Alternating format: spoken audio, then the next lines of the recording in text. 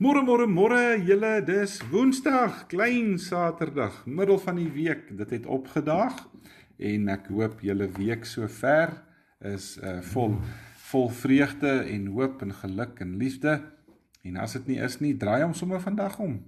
Begin vandag 'n ander tree te stap. Draai jou week om en maak dit 'n goeie en 'n mooi een. Ek is volgende weer saam met julle in die Here se woord en uit 1 Johannes 2 lees ek vanoggend hierdie 2 verse raak, vers 5 en vers 6. Wie sy woorde gehoorsaam, in hom het die liefde van God werklik sy doel volkome bereik. Want hieraan weet ons dat ons in hom is. Wie beweer dat hy in God bly, behoort te lewe soos wat Jesus gelewe het. Wat 'n mooi vers is dit nie. Weet julle, dit laat my so dink aan die manier hoe bemarking in ons wêreld 'n rol speel, want verpakking van produkte is 'n geweldige belangrike rol, nê.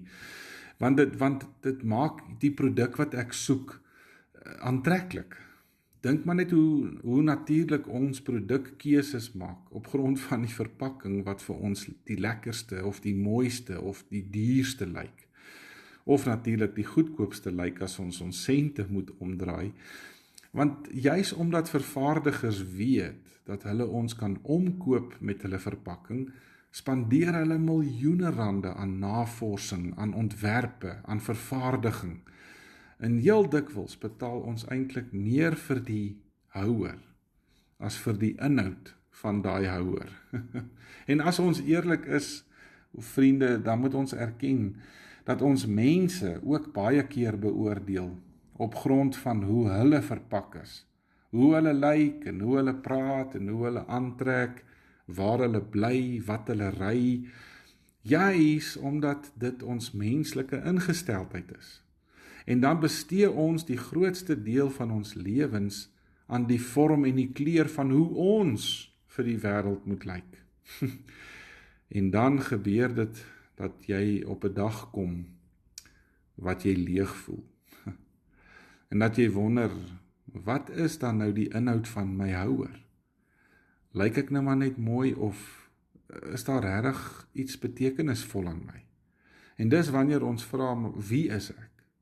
En wanneer ek uit my mensgemaakte verpakking klim en as ek gestroop word van al hierdie mooi prentjies wat ek vir ander teken, dan wonder ek by myself, is dit die houer of is dit die inhoud van my lewe wat mense trek?